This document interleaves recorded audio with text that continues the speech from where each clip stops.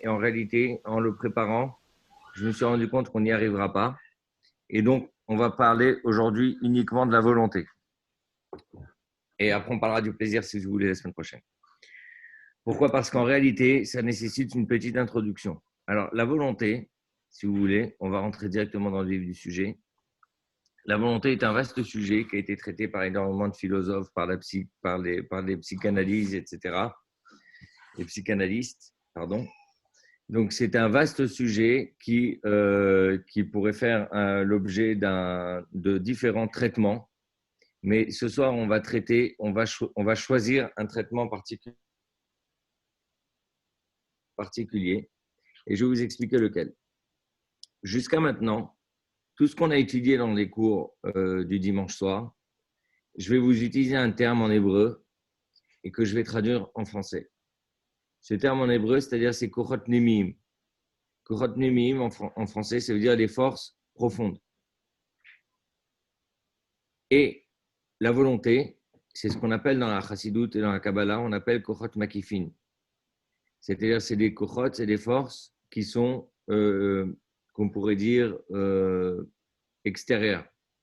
Alors, je vais amener un très grand bémol à ce que je viens de dire, parce que la traduction qu'on y donne en général est totalement fausse, et je vais vous expliquer pourquoi.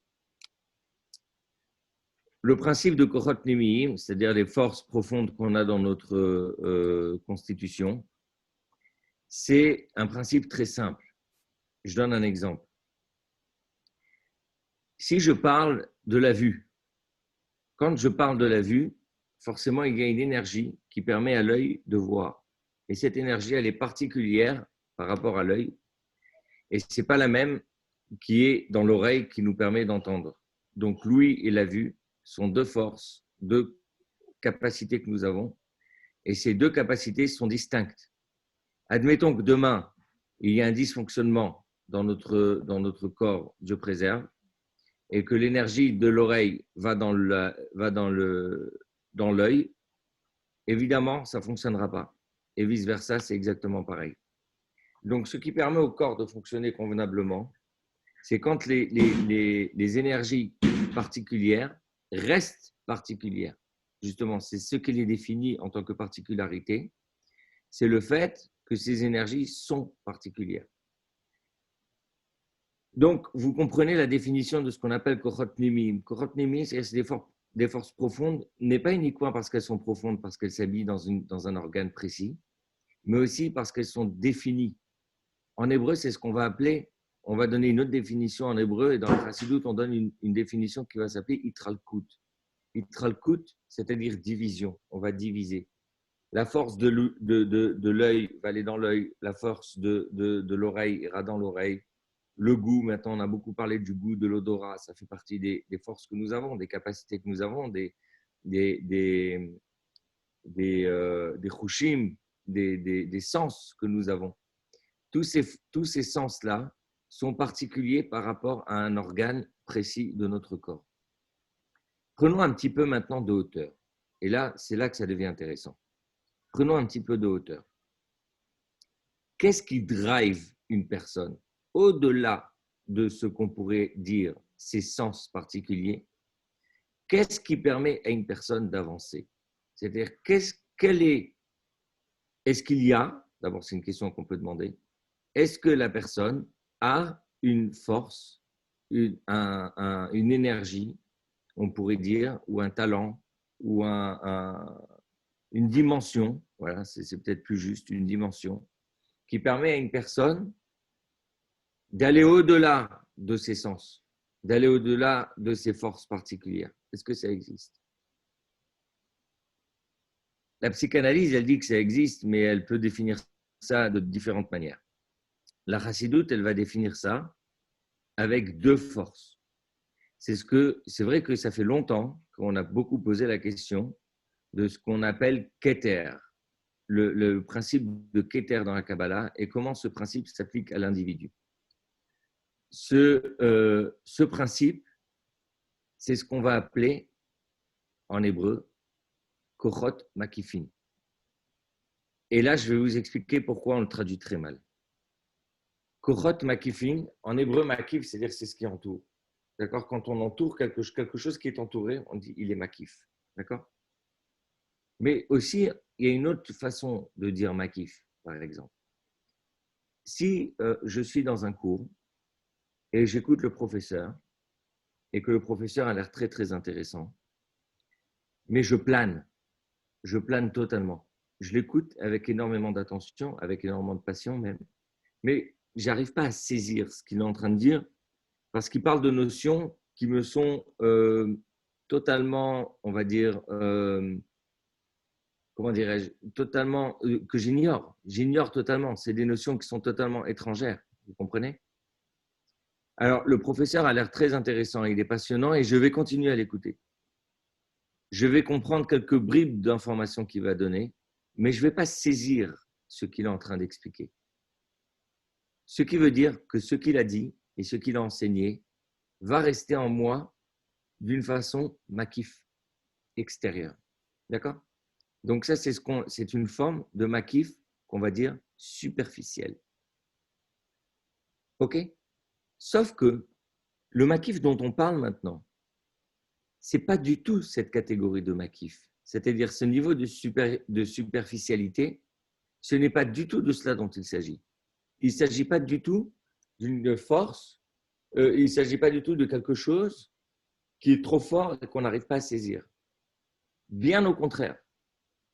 C'est parce qu'il saisit tout qu'il ne peut pas être saisi. Est-ce que vous comprenez? Je vais vous expliquer. Je vais vous expliquer d'une façon assez simple. C'est marrant parce que je vais faire un petit aparté dans ce que je voulais vous dire. Ce Shabbat, j'ai donné un cours et j'ai expliqué le Tzimtzum. Alors, dans le Likutei Torah de cette semaine, on explique que c'est le Tzimtzum qui, en réalité, est la source de... OK? Alors, là, je dis des termes qui sont complètement du charabia, mais je vais traduire tout de suite. La contraction, le Tzimtzum, c'est la contraction. C'est la source, c'est ce qui permet, la Hamshacha, c'est ce qui permet de transmettre. OK? Et l'Admor Hazaken, il donne un exemple dans l'Écoute Torah.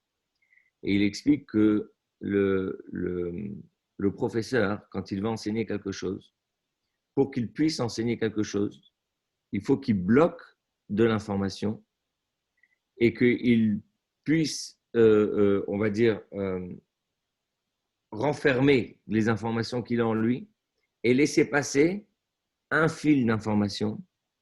Et c'est ce fil qui permet à l'élève de comprendre. Si le professeur lâche tout, d'accord, s'il lâche tout, l'élève sera incapable de comprendre parce qu'il n'est pas du tout au niveau du professeur. C'est-à-dire c'est pas qu'il n'est pas au niveau intellectuel du professeur, mais c'est qu'il ne saisit pas, il n'a rien. Donc, comme il n'a rien, pour que le professeur puisse transmettre, il faut qu'il bloque quelque chose et ensuite il peut transmettre. Ça, c'est le principe du Tzimtzum.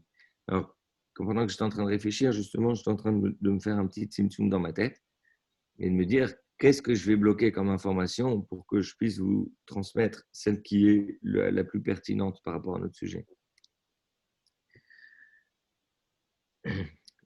J'explique un principe très simple. On revient à notre idée de makif. Makif. Makif, en hébreu, donc, si vous voulez, on peut traduire de deux façons. Soit superficiel, comme on l'a dit tout à l'heure, soit makif, ça veut dire ça entoure. D'accord? C'est vrai que les deux sont liés. Ce qui est superficiel, souvent, se sent plané. On est entouré par quelque chose. Et c'est vrai que quand on est entouré par quelque chose, souvent, parfois, ça peut être superficiel. Et c'est là où ça va devenir intéressant pour nous. La volonté. Parlons-en directement, rentrons dans le sujet. La volonté.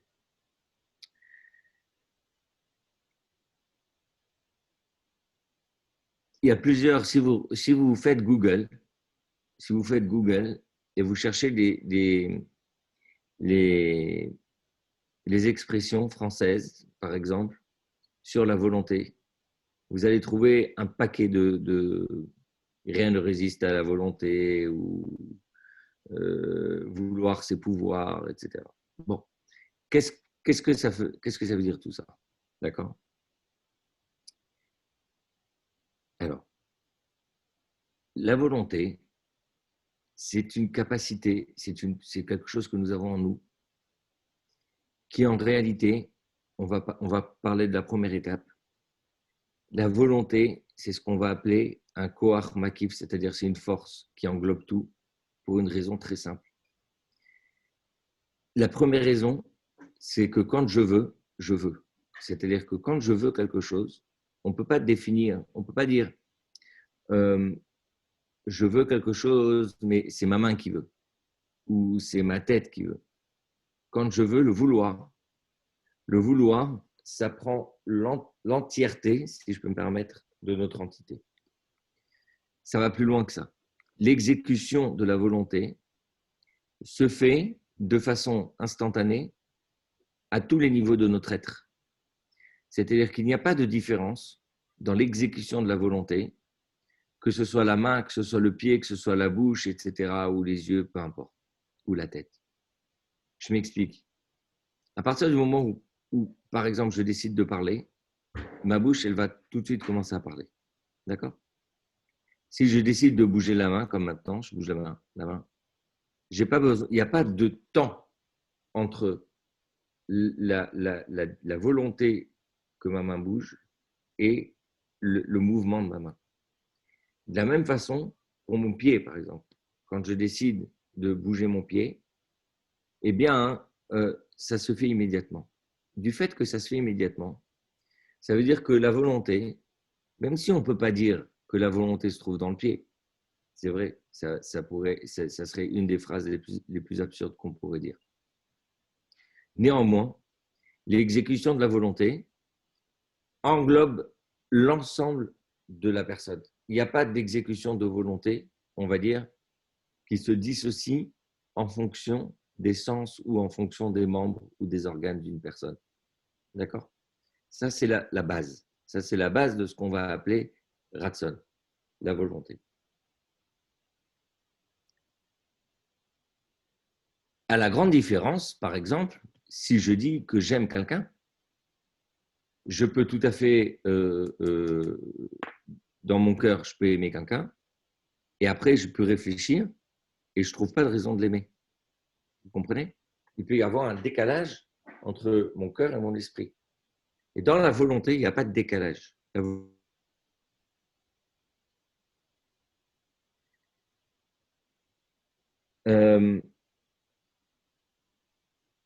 Mais pour autant, et c'est là où ça devient intéressant. En préparant ce cours, j'ai découvert plein de choses sur moi-même.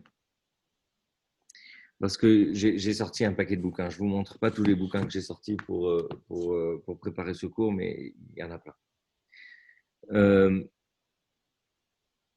Dans la Chassidoute, le Rabbi Rachabi explique comme ça quelque chose de très, très intéressant. Et je vais vous le dire d'abord en vous posant une question. Comment se fait-il qu'il y a plein de gens qui veulent des choses et qui ne le font pas? Pourtant, on dit que vouloir, c'est pouvoir. Si je veux, je peux.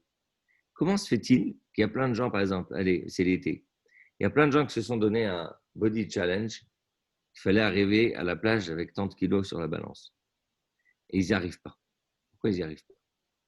Ou il y a plein de gens, par exemple, qui veulent être millionnaires et qu'ils ne sont pas millionnaires. Non seulement ils ne sont pas millionnaires, mais ils ne font rien pour l'être. Ils se lèvent pas le matin, ils se lèvent même pas le matin en se disant, tiens, aujourd'hui je vais faire quelque chose pour faire ma volonté d'être millionnaire. Où il y a des gens qui se disent, tiens, je veux partir en vacances, mais ils ne sont même pas fichus de regarder les annonces pour savoir où ils peuvent partir en vacances. D'accord? Il y a plein de gens qui veulent construire une maison, par exemple, ils veulent s'acheter une maison, ils veulent construire une maison. Ils font rien pour ça. D'accord? Pourquoi c'est comme ça? Rabbi Rachab, il explique, Rabbi Shalom Dovber, vous savez que le Rabbi Shalom Dovber, c'est un peu l'encyclopédie de la Chassidoute. C'est-à-dire que toutes les thématiques que vous voulez chercher dans la Chassidoute, dans la compréhension de la pensée juive et de la philosophie juive, vous allez la trouver dans Rabbi Shalom Dovber. C'est incroyable. Je vous en ai parlé souvent déjà. Il explique comme ça. Il explique qu'il y a déjà deux types de volonté. La volonté générale se divise en deux catégories. Ce qu'on va appeler la volonté simple et la volonté. Alors lui, il donne des termes en hébreu que je vais essayer de traduire, on va dire, le plus justement possible. Ce qu'on appelle Ratzon Pashut, c'est-à-dire la volonté qui est simple. D'accord? Et ensuite, Ratzon Klali, une volonté qui est globale. Alors, global, justement, c'est une mauvaise traduction. Je vais vous expliquer. Quand on va le détailler, vous allez comprendre pourquoi c'est une mauvaise traduction. Mais c'est quoi le Ratzon Pashut? Le Ratzon Pashut, c'est ce qu'on appelle une volonté simple. Quand quelqu'un veut quelque chose, je me lève le matin, je dis aujourd'hui, je vais être millionnaire. Allez. Ou alors, je me lève le matin, je me dis, allez, aujourd'hui, je vais me faire un kiff. Je vais aller voir, je me dis aujourd'hui, je vais faire un kiff. D'accord? Je vais faire un kiff, je sais pas, n'importe quoi. Aller boire un verre, aller sortir, faire du sport, ou étudier, ou prier, ou n'importe quoi, peu importe. Et vous vous rendez compte que ce type de volonté, c'est une catégorie de volonté qui ne provoque aucune action. Aucune action. Pourquoi? Parce que c'est la volonté primaire. La volonté primaire est une volonté qu'on pourrait appeler simple primaire, qui n'a aucune influence sur notre vie.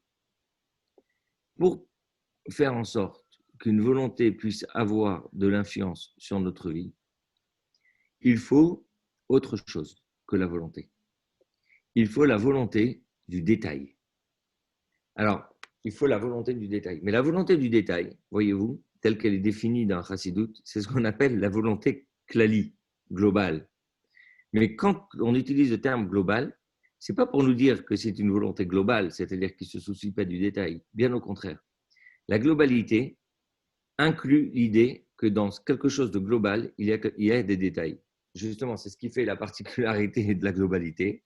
Vous voyez, c'est le paradoxe. Ce qui fait quelque chose de global, c'est que dans le global, il y a le détail.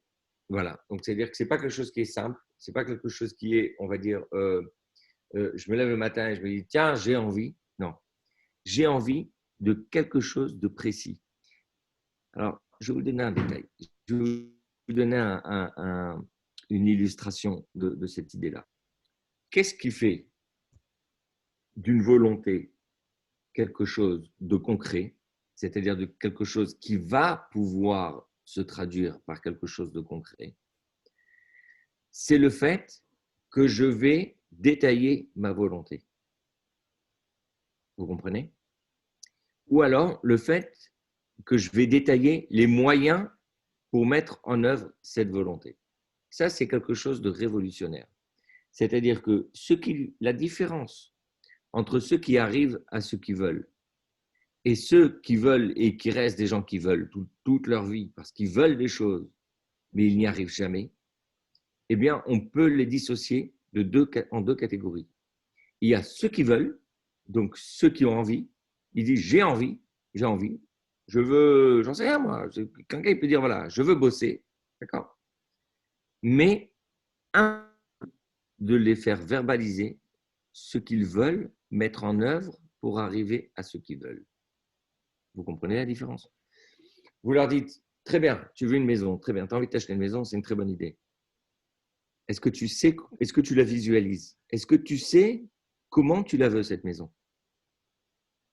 Alors là, ils ne savent plus. Là, ils ne savent plus. Et quand ils ne savent pas, s'ils sont incapables de dire ce qu'ils veulent dans cette maison, vous pouvez être certain qu'ils n'auront jamais de maison. Non seulement ils n'auront jamais de maison en général, mais non seulement ils n'auront jamais la maison qu'ils pensent vouloir avoir, mais même une maison en général, ils n'auront jamais. Parce qu'ils sont incapables de visualiser la chose qu'ils veulent. D'accord?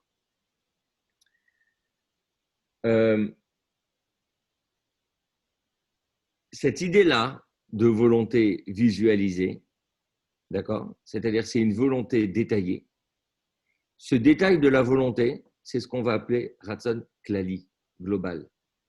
C'est-à-dire ce n'est pas la mise en œuvre de cette volonté, ce n'est pas le fait que j'ai commencé à mettre des étapes et que je me suis dit, tiens, voilà, pour pouvoir arriver à ce que je veux, alors il me faut telle et telle étape. Là, on est déjà beaucoup plus loin que la volonté. On n'est déjà plus dans la volonté, on est dans la mise en œuvre. Mais l'étape avant la mise en œuvre, c'est déjà de pouvoir vouloir ce qui me permet de vouloir ce que je veux. d'arriver à ce que je veux. Vous comprenez ce que je veux dire? C'est-à-dire, c'est l'étape que je veux aussi, ce qui me permet d'arriver à ce que je veux. Voilà. Ça, si vous voulez, cette idée-là, c'est l'idée révolutionnaire. Vous le retrouverez, parce que en ce moment, je suis en train de lire, je vous fais une petite confidence. En ce moment, je suis en train de lire un bouquin de psychanalyse. Vous allez me dire, je suis très branché psychanalyse en ce moment. Non, ça a toujours été. Mais en ce moment, je suis en train de lire un genre de synthèse qui fait 700 pages d'un type que j'aime beaucoup. Je ne vais pas vous dire son nom ni son livre, mais c'est un bouquin qui fait 700 pages. Et il y a un très grand chapitre sur le vouloir. Et bien, il fait une grande différence entre les différentes analyses, les différentes approches analytiques, psychanalytiques de la volonté. Et quelque part, il dit des choses. Et en vérité, je me suis rendu compte que ce qu'il dit, c'était déjà écrit sous cette forme-là chez le Rabbi Rachab. Il avait déjà réussi, entre guillemets, permettez-moi. Il avait déjà écrit et verbalisé cette différence entre la volonté, qui est une forme, je pourrais dire, de l'inconscient, c'est-à-dire je veux parce que je ne sais pas pourquoi, mais je veux, et qui en général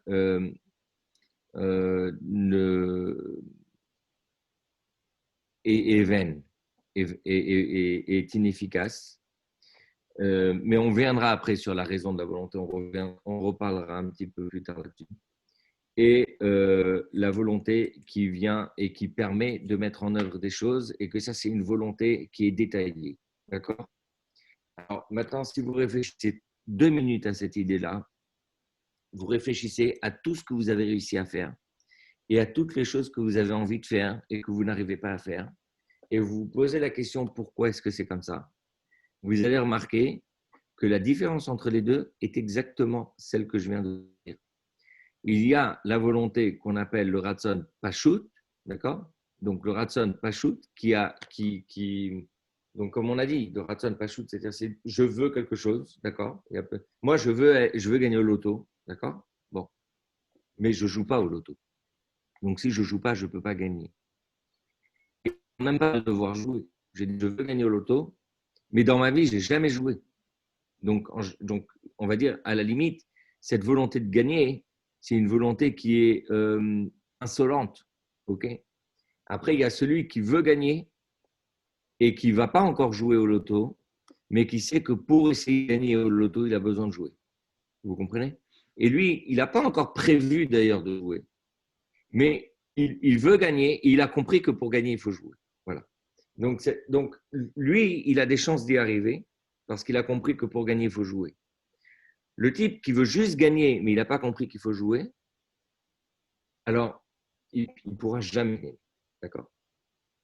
Voilà. Donc ça, c'est, on va dire, la première chose. La première chose qui est inhérente à la volonté. Donc, dissocier 2 types de volonté.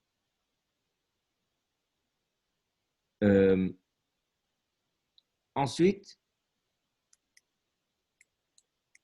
et là j'y arrive, on a parlé de la volonté sans raison et la volonté avec raison. Ensuite, on va dire de façon générale, l'homme, dans le sens le plus large du terme, avec un grand H, et on va dire à 2 catégories de volonté. En dehors du fait qu'il y a la volonté, comme on a dit, la volonté simple, c'est-à-dire la volonté qui ne mène à rien, et la volonté qui mène à quelque chose, même dans la volonté qui mène à quelque chose, il y a 2 catégories de volonté. On veut 2 types de choses. Il y a des choses qu'on veut parce que on a compris que ces choses-là sont bien, que ce soit justifié ou pas. D'accord? Par exemple, vous voulez manger une glace, d'accord? Il fait chaud, vous voulez manger une glace. Très bien. Donc, vous voulez manger une glace, vous savez pourquoi vous voulez manger une glace. Il se peut même que cette volonté de manger une glace soit contradictoire avec les prescriptions de votre médecin. Imaginez que vous avez du diabète et que vous n'avez pas le droit de manger de glace parce que c'est sucré. Alors, cette volonté de manger de glace est contradictoire avec ce qui est bon pour vous. D'accord? là, je fais donc je dirais une introduction dans le principe de volonté, que la volonté en elle-même ne veut pas dire que c'est bien. Vouloir quelque chose n'est pas forcément preuve que c'est bien. Vouloir, c'est tout simplement le principe de volonté. Après, on verra plus tard, quand on étudiera davantage les questions inhérentes à la volonté, on étudiera l'aspect comment faire en sorte qu'on puisse avoir orienté nos volontés en fonction de ce qui est bien pour nous. On va dire ça, c'est un autre débat, c'est un autre sujet. Mais le premier sujet, déjà, c'est de savoir qu'il y a une volonté qu'on a parce que on a une raison. On a une bonne raison. Il fait chaud, il fait 35 degrés dehors, je veux manger une glace. C'est logique. D'accord? Que cette volonté, du fait qu'elle est guidée par la logique, cette volonté, un jour, elle changera. Je ne voudrais plus de la glace. S'il fait moins 15 dehors, je ne veux plus de glace. D'accord? Figurez-vous que c'est vrai pour une glace, mais c'est vrai, je vais dire, pour l'ensemble de ce que vous voulez.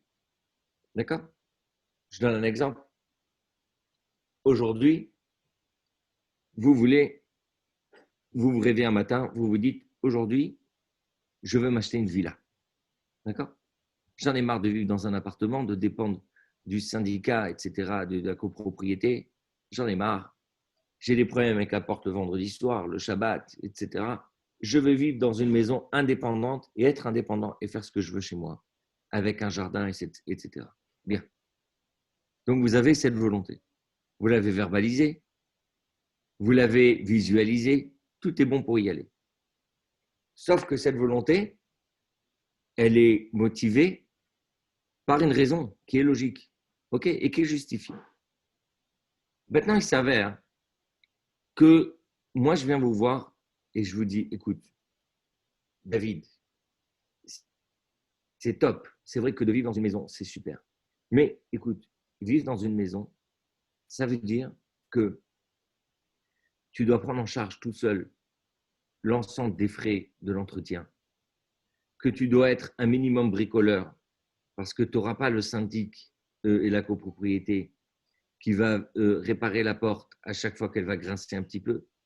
Et donc, si tu vas être dans ta maison et que tu ne sais même pas huiler une porte, t'imagines ce que tu vas devoir payer à chaque fois que tu vas devoir faire intervenir quelqu'un, etc., etc. Et donc, je vais commencer à lui dérouler et je vais lui montrer qu'en fonction de ses capacités, sa personnalité, son sens un peu de l'inconscient, qu'il aime bien être libre, ne pas dépendre de l'un et de l'autre, etc., fait en sorte que pour lui, de vivre dans une maison, ça va devenir invivable.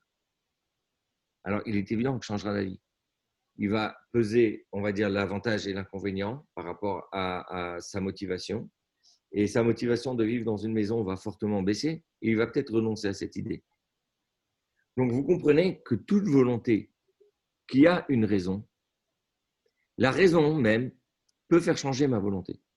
C'est-à-dire que l'évolution de ma personne, l'évolution de ma raison, l'évolution de ma réflexion peut faire en sorte que demain, je change d'avis sur ce que je veux. D'accord? J'ai un exemple.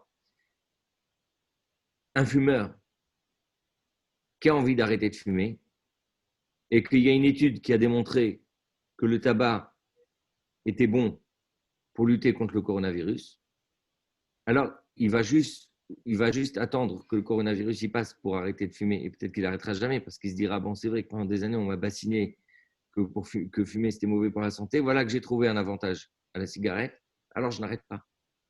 OK? Oui, évidemment, tuer, c'est mauvais, etc. Mais je vous donne juste un exemple de la vie concrète. Il faut vous expliquer que même si vous avez une très forte volonté par rapport à quelque chose, la volonté qui est guidée par une envie, par une raison, pardon, cette volonté, elle peut changer. Bien. Maintenant, on a une deuxième catégorie de volonté.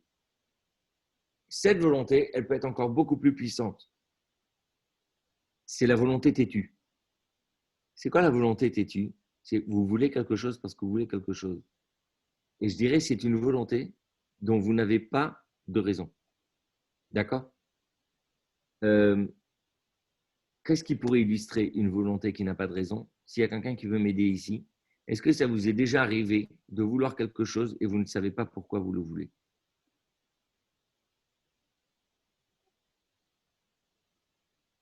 Vous ne savez pas pourquoi vous voulez quelque chose, mais vous voulez quelque chose.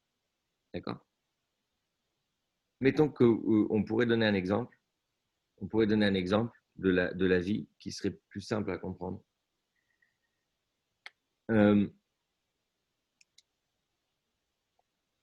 Dans la chassidoute, on donne un exemple. Et je vais vous donner l'exemple qui est donné dans la chassidoute. Juste, Oui. s'il te plaît. Alors, si, comme j'ai coupé les micros par rapport à certaines intrusions qu'on a eues ce soir, donc si quelqu'un veut poser une question ou veut parler, à ce moment-là, il a un petit bouton en bas qui lui permet de lever la main. Et à ce moment-là, moi, je lui donnerai la parole. Voilà. Très bien. Alors, dans la chassidoute, on donne un exemple.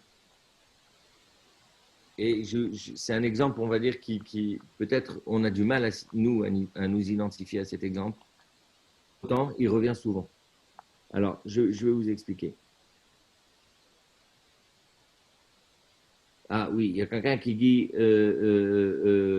Baït et Isha. Oui, oui. C'est vrai que dans la chassidoute, on ramène un exemple. On dit que vouloir avoir une maison, c'est pas une volonté qui est motivée, mais c'est une condition de l'être. D'accord? Puisque la Gemara, elle dit Mishaen lo bait et non Adam. Celui qui n'a pas de toit n'est pas un homme. C'est-à-dire, il manque, il perd de son humanité. Une personne qui n'aurait pas de toit perd de son humanité. Donc, la condition humaine, merci celui qui m'a donné cet exemple. Je voulais en donner un autre, mais c'est pas grave. Mais c'est un très très bon exemple. Mais c'est vrai qu'on a du mal à trouver ce genre de raison, on va dire de volonté sans raison en dehors de celle-là. Donc j'explique. La volonté d'avoir un toit. Celle d'avoir un toit n'est pas. On ne se réveille pas un matin et on se dit tiens, je veux habiter quelque part. D'accord? Habiter, dormir sous un toit, c'est la condition humaine. Si je n'ai pas de toit, je perds de mon humanité. Ok? Ça me déshumanise le fait de dormir sous les ponts. D'accord? Bien. Est-ce que cette volonté, elle peut changer? Justement, c'est ça la question qui suit. Est-ce que cette volonté peut changer avec le temps? Alors, vous voyez, je suis certain que pendant que j'étais en train de vous donner l'exemple de la condition humaine qui a besoin d'un toit, eh bien, à un moment donné, vous vous êtes dit, mais alors, est-ce que tous les SDF, je suis sûr que vous avez pensé à ça, vous vous êtes dit, est-ce que tous les SDF sont déshumanisés? Est-ce que tous ceux qui dorment dans la rue ne sont pas humains? Ça, c'est une bonne question. La réponse est non. Tous ceux qui dorment dans la rue sont profondément humains. Alors, comment se fait-il qu'on vient de dire que ça fait partie de la condition humaine? Alors, je vais vous expliquer. Le travail, le processus mental qui me permet à moi de rester humain tout en dormant dans la rue, c'est un processus mental qui nécessite un effort. C'est-à-dire que ce n'est pas un processus naturel. Comme ce qu'on a dit tout à l'heure, c'est-à-dire ce que je veux qui a une raison, alors à partir du moment où la raison est discutée ou discutable, alors à ce moment-là, ce que je veux change. C'est pas ça. On fait appel à un autre mécanisme intellectuel, mental en tout cas. Le mécanisme mental est totalement différent. Et je m'explique. Je vais donc, on va partir du principe et du postulat dont on est tous d'accord, déjà à la base, c'est que si je suis humain, j'ai besoin d'un toit. OK? Et ça existe, c'est vrai, depuis que je suis bébé, depuis que je suis né. Je suis né sous un toit, et avant, je dormais sous le toit de mes parents, et une fois que j'ai pris mon indépendance, je vis sous mon propre toit. D'accord? Ça fait partie de ma condition. Et jusqu'à maintenant, je n'ai pas remis en cause ce postulat. Parce que c'est normal, c'est logique. Et c'est logique que le jour où il y aura une menace sur le toit de ma maison, soit parce qu'il risquerait de s'écrouler, soit parce que mon propriétaire, si je suis locataire, me mettrait dehors, ou alors si ma banque me met dehors parce que je ne paye pas mes crédits, alors évidemment, je ferai tout mon possible pour trouver un toit. Que ce soit un canapé chez un copain ou un Airbnb à l'autre bout du monde. OK? Donc ça, c'est le postulat, on va dire, de tout à chacun. Ah, ça n'a jamais changé, et normalement, ça ne changera jamais. Et normalement, ça ne changera jamais. Sauf que la question, c'est le normalement. Qu'est-ce qui pourrait faire que ça change? Alors, qu'est-ce qui pourrait faire que ça change? Pour ça, il faut que j'arrive à modifier un postulat pour que je puisse changer ma volonté. C'est-à-dire, je m'explique. Il faut, alors, juste avant de dire qu'est-ce qu'il faut, d'abord, je vais essayer de comprendre pourquoi est-ce que dans mon idée, le principe d'un toit, c'est ce qui m'humanise. C'est logique pour moi, je dis en tant qu'être humain, que à partir du moment où je rentre chez moi, alors ça veut dire que je suis chez moi. Donc, c'est-à-dire que j'existe. J'existe à travers le moi et le chez moi. D'accord? Évidemment, là, maintenant, ce n'est pas un cours, on va dire, sur l'identité, ou qu'est-ce qui est chez moi, ou qu'est-ce qu'on appelle chez moi, etc. Le cours, c'est sur la volonté. Pour que je puisse modifier cette volonté, c'est-à-dire de considérer que je reste un être humain et que j'arrive à vivre en tant qu'être humain et dans ma condition humaine, sans pour autant avoir un toit, pour ça, il faut que je redessine ce qu'on appelle la condition humaine. C'est-à-dire j'ai besoin de la redéfinir. J'ai besoin d'arriver au point où je vais me considérer moi-même suffisamment humain, entre guillemets, je suis suffisamment humain pour être humain sans rien. Si je n'arrive pas à faire cet effort-là, on va dire, de surhumanisation, vous comprenez ce que je veux dire? Je me surhumanise parce que je m'humanise inconditionnellement, avec ou sans toi. D'accord? Ce travail-là, on n'arrive pas tous à le faire naturellement, et heureusement d'ailleurs, parce qu'on a tous vécu sous un toit et que depuis qu'on est petit, nos parents nous apprennent qu'il faut vivre sous un toit. Mais qu'à un moment donné, c'est possible qu'une personne qui aurait eu des accidents de vie, qu'il se retrouve dans une situation où il n'a pas le choix que de vivre sous un pont, eh bien, lui, il va redéfinir le pont comme sa condition humaine. D'accord? Parce qu'il n'a pas le choix. Mais il est obligé de faire cet effort. Sinon, il se désintègre. D'accord? Or, cette désintégration, qui peut arriver d'ailleurs, et qui est souvent, malheureusement, chez des personnes qui dorment dans la rue, on la remarque, cette désintégration, même au niveau de leurs conditions humaines, parce que justement, ça fait partie des choses dont on veut, c'est ce qu'on va appeler un ratson, une volonté, bellitam, il n'y a pas de raison. Et on a beau faire l'effort de se modifier la raison pour essayer de changer notre volonté, c'est-à-dire notre volonté de vivre sous un toit, à un moment donné, cette réalité nous explose à la figure comme un boomerang. Et peu sont les personnes, très très peu sont les personnes qui arrivent à réellement garder leur dignité, je dirais, en étant un sans-abri. D'accord? Donc ça c'est les deux. Donc jusqu'à maintenant, on a expliqué trois choses. D'abord, on a expliqué le principe de la différence entre la force, le sens, la force des sens. Donc c'est la force, l'énergie qui s'habille dans chacune de nos organes, dans chacun de nos organes. Puis on a expliqué ce qu'était un koach makif, d'accord, ce qui voulait dire non pas superficiel mais qui était global. Et maintenant, on a appris Ensuite, on a vu la différence entre la volonté simple, qui ne mène à rien, et la volonté qui rentre dans les détails, donc qui va démarrer un processus intellectuel déjà, mental, qui va pouvoir, s'il se poursuit, mener à une réalisation. Et ensuite, on a vu la différence entre une volonté avec une raison et une volonté sans raison. Il me semble, juste avant que j'explique un autre détail, un autre point, enfin, c'est plus qu'un détail, c'est un point important. Avant que j'explique ce point, il y a quelqu'un qui a levé la main. Si celui qui a levé la main, il peut juste relever la main, parce que j'ai plus vu sa main. Peut-être qu'il a baissé entre-temps. Est-ce J'ai que pas quelqu'un... à lever, mais Non, si quelqu'un voulait poser une question. il faut lever la main.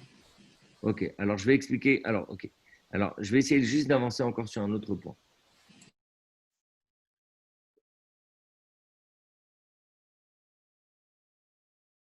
La semaine dernière, je vous ai expliqué le chiffre 9, d'accord? Ça, c'était la cerise de la semaine dernière. Cette semaine, je vais vous donner une autre cerise. C'est le mot en hébreu, ratson, se compose de 4 lettres, d'accord? Resh, Tzadik, Vav, Nun. Ces lettres-là, ces 4 lettres, si on les réécrit d'une autre façon, on va créer un autre mot qui s'appelle tsinor. Tsinor, c'est-à-dire un canal.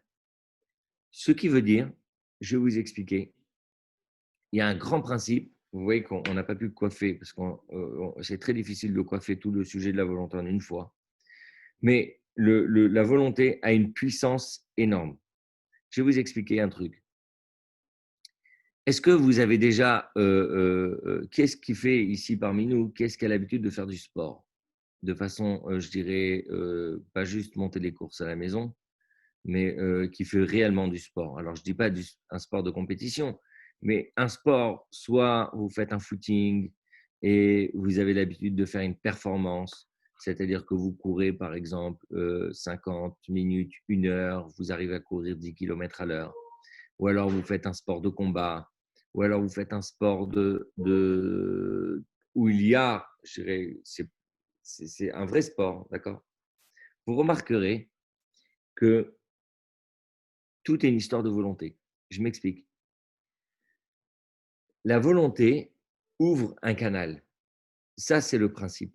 La volonté, c'est ce qui permet, si on veut quelque chose, d'ailleurs, pourquoi on dit si on veut, on peut? Ça veut pas dire que si on veut, on peut. Mais si on veut, on ouvre une énergie nouvelle. Ça, c'est un grand principe. Et ce principe, il existe parce que justement, le mot ratson s'appelle tsinor, c'est-à-dire un canal. Moi, je donne un exemple. J'ai repris la course, par exemple, il n'y a pas longtemps. Et je me souviens, quand je courais, il y avait toujours, on va dire, ce second souffle. C'est quoi le second souffle? Le second souffle, c'est-à-dire qu'on arrive, on court, on court, on court, on fait une performance, et à un moment, on s'arrête. À un moment, on ne peut plus. Et à un moment, vous avez le second souffle, c'est-à-dire que dans votre mental, dans votre tête, vous vous dites, maintenant, il faut y aller. C'est maintenant que je vais montrer qui je suis. Et maintenant, je vais y aller. OK? Et bien là, vous vous rendez compte que vous avez un regain d'énergie et c'est comme si ça repartait. D'accord? Ça repart de plus belle. D'accord? Ça, c'est la force de quoi? Ça, c'est la force de la volonté. D'ailleurs, la volonté est capable de nous faire violence. D'ailleurs, souvent, on associe la volonté avec la violence. Se faire violence. Pas faire violence aux autres, mais se faire violence. Ça veut dire quoi? Ça veut dire que la volonté est capable de faire en sorte que je vais aller plus loin de ce que moi-même je me sentais capable. Parce que j'en ai envie. D'accord? Cette idée-là fait que dans les livres de Chassidut, par exemple, le Rabbi Rachab, il écrit ça très très bien, mais c'est pour ça que je vous dis, mais c'est une merveille. Ceux qui ont la chance, ou ceux qui ont je dirais presque le loisir ou le plaisir d'ouvrir les livres de Chassidut, du Rabbi Rachab, par exemple, vous allez vous régaler parce que le Rabbi Rachab, par exemple, il explique, il dit comme ça, il dit, quand vous levez quelque chose qui est léger, allez, vas-y, je prends un stylo, ok, mon stylo, je le lève, très bien. Quand je le lève, ça ne nécessite pas une volonté particulière. Non, je veux lever le stylo, je prends le stylo, je le mets dans ma main, etc. Mais si j'ai envie de lever de la fonte, vous ne pouvez pas arriver à la salle de sport et vous dire bah, aujourd'hui, tranquillou. Non, tu ne vas rien lever si tu te dis tranquillou. Si tu veux lever de la fonte, il faut vouloir lever de la fonte. Il faut vouloir se mettre sur le banc et accepter l'idée qu'aujourd'hui, on va transpirer. Ça, c'est ce qu'on appelle en réalité le ratson. Tout ce qui est volonté, on va dire facile, quelque part, ce n'est pas de la volonté. Vous n'en voulez pas vraiment. Quelque chose que vous avez facilement, vous ne le voulez pas. C'est pour ça, d'ailleurs, on se rend compte, les gens, comment ils dépensent l'argent qu'ils ont gagné facilement, etc. Ce qui a vraiment de la valeur, c'est une chose où vous avez réveillé une volonté particulière pour ça. Où vous vous êtes levé le matin et vous vous êtes dit, aujourd'hui, je vais être à fond sur ce dossier. Et quand vous serez à fond sur ce dossier, vous allez vous faire violence, et bien à ce moment-là, ça va vous faire plaisir. Et là, vous voyez, je suis en train de tendre un tremplin pour le cours de la semaine prochaine. Parce que je suis en train de faire le lien entre la volonté, le plaisir et la violence. On a souvent à associer le plaisir et versus violence, d'accord? Versus violence. Or, c'est le contraire, d'accord? Ce que moi, je vais considérer être bon pour moi et que je vais le faire parce que j'en veux, même si je me fais violence, ça me fait plaisir.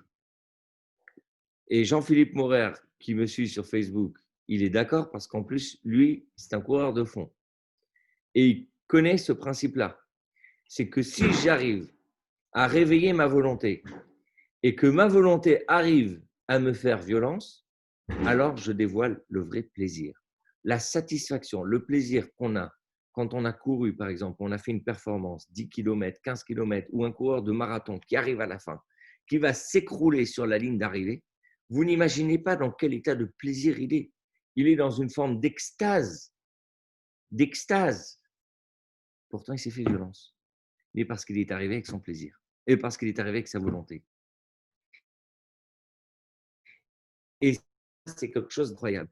Et en réalité, dans la Torah, si vous voulez, quelque part, c'est un principe de base. C'est-à-dire qu'on est en train d'arriver à un principe, si vous voulez, c'est l'apothéose de ce que l'homme il peut arriver. C'est-à-dire, si sportivement parlant, franchir la ligne de marathon, exténué, c'est le plus grand des plaisirs.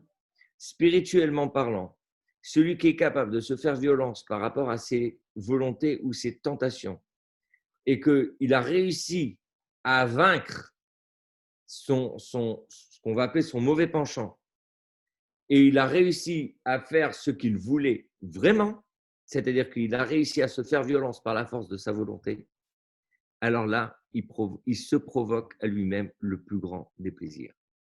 Ça, c'est quelque chose d'extraordinaire. On va en plus parler la semaine prochaine parce qu'on va commencer à toucher à l'idée du plaisir. Qu'est-ce que c'est vraiment le plaisir? Mais vous vous rendez compte que maintenant, on a quand même défriché une idée, qui est une idée, on va dire, qui a l'air normale, qui a l'air tellement simple, qui a l'air tellement évidente. C'est que le vrai plaisir, on n'y arrive pas sans volonté. Et que le vrai plaisir n'est pas forcément synonyme de facile et il n'est pas forcément synonyme d'accessible. Le vrai plaisir, c'est celui qui va demander de la volonté et de la violence. Et comment on y arrive? C'est d'abord en comprenant comment est-ce qu'on est capable de se faire violence grâce à la force de la volonté. Et c'est pour ça qu'avant de parler du plaisir, ça on en parlera la semaine prochaine, j'ai d'abord voulu qu'on détaille l'idée de la volonté de façon, je dirais, au moins un minimum qu'on puisse un petit peu en parler. Et une fois qu'on arrive à en parler, qu'on arrive à comprendre comment est-ce que la volonté a la capacité de driver, de diriger notre esprit, notre mental, l'ensemble de nos capacités, d'accord? Une fois qu'on arrive à comprendre, et qu'on arrive à comprendre que la volonté est capable de nous faire violence, d'accord, que par la volonté, on peut se faire violence, alors à ce moment-là, on pourra arriver à l'étape d'après. Je vais juste terminer avec un mot. Parce que ça, je voulais quand même vous en parler. L'Admor Azaken, donc Rabbi Shlomo Zalman, le fondateur de la Chassidut, Chabad, et quand il priait, il disait une phrase comme ça. Il disait Mili bashamayim veimcha lo chafatzti. Qui est pour moi dans le ciel et avec toi, j'en veux pas. Écoutez bien. Il dit comme ça. Il disait je ne veux rien. Je ne veux pas de ton paradis. Je ne veux pas de ton monde futur. Donc, il parlait à Dieu. Il disait je ne veux pas de ton paradis. Je ne veux pas de ton monde futur. Je ne veux rien d'autre que toi. Vous entendez? Je ne veux rien d'autre que toi. D'accord? Ça, c'est la volonté. Je ne veux rien d'autre que toi. Or, tout en sachant que si moi, je parle de paradis, tout le monde va aller au paradis, peu importe pour quelle raison il veut y aller. Mais tout le monde veut y aller. Lui, il disait, non, moi, je ne veux pas y aller. Je ne veux pas y aller. Je préfère me faire violence et ne pas, entre guillemets, kiffer au paradis et être avec toi. Vous comprenez? Je préfère être avec toi que d'être au paradis. Je préfère faire l'impasse sur mon kiff, sur le plaisir que je pourrais avoir au paradis, pourvu que je sois avec toi. D'accord? Méditez sur cette idée-là. Je vais prendre quelques questions et après on va s'arrêter parce qu'il est quand même tard. Et vous le savez, à 22h, j'ai mon cours, enfin ma chavruta avec mes copains. Et je suis désolé, mais pour rien au monde, je la rate. Donc, je prends une ou deux questions. S'il y a quelqu'un Je qui vais veut une ouvrir les question. micros. Je vais ouvrir les micros, comme ça, celui qui veut parler, eh ben, il n'y a pas de problème. Voilà, tous les micros Voilà. sont activés. Tout le monde Si peut parler. quelqu'un si quelqu'un a envie de poser une question, allez-y. Bonsoir. Bonsoir. Je voulais savoir, est-ce que le fait de désirer des enfants, c'est une volonté sans raison? C'est une énorme question que vous êtes en train de poser.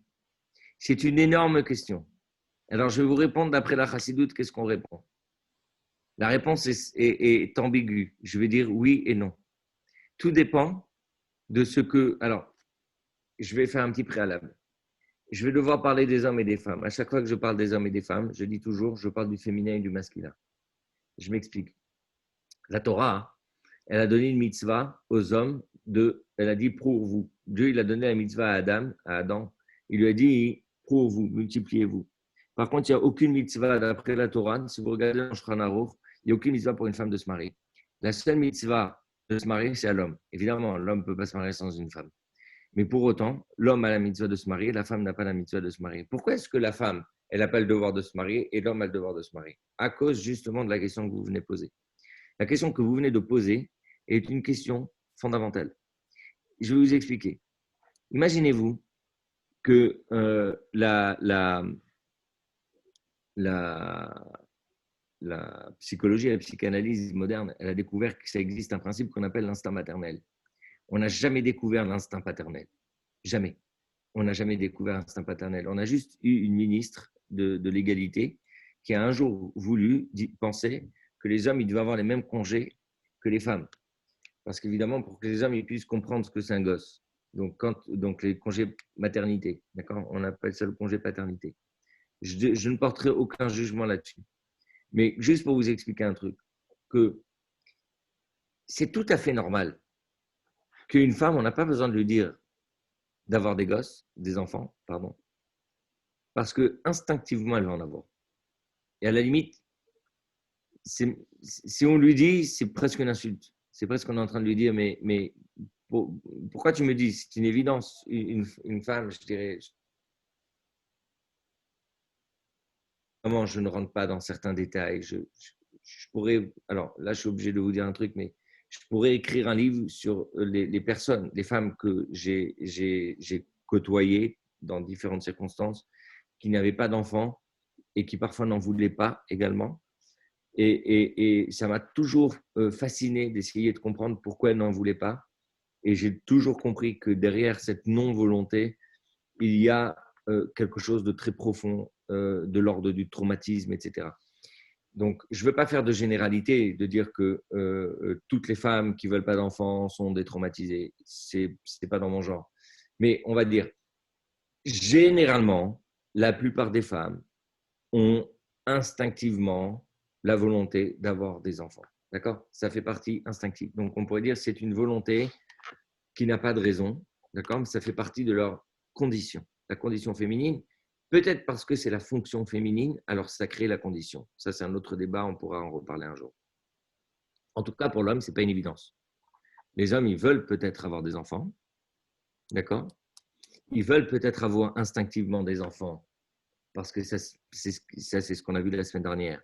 Parce que c'est ce qui leur permet d'assurer leur pérennité, d'accord, de leur procurer cette dimension de l'infini, d'accord. Est-ce que pour autant, ça fait partie des volontés sans raison? Justement, puisque j'en ai donné la raison,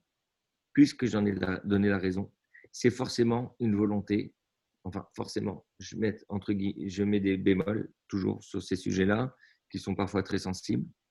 C'est souvent une volonté avec une raison, mais néanmoins qui est justifiable et justifiée et qui est tout à fait honorable. Donc, sur ce point-là, on pourrait faire une distinction entre l'homme et la femme, entre le féminin et le masculin, si vous préférez. Est-ce que j'ai bien répondu à votre question? En tout cas, est-ce que j'ai bien répondu? Est-ce que ma réponse répond? Oui, tout à fait. Très bien, ça me fait plaisir. Une autre question? La question, elle venait de qui d'ailleurs? Monsieur Guez. Ah, d'accord. Très bien. Enchanté, Monsieur Guez. Très bien. On n'a plus de questions? S'il vous plaît. Oui, oui, allez-y. C'est Youssef Tarjan? Non, tu connais? Non, c'est Youssef Tarjan. Monsieur Caranou, allons-y. Allez-y. C'est de la Libération.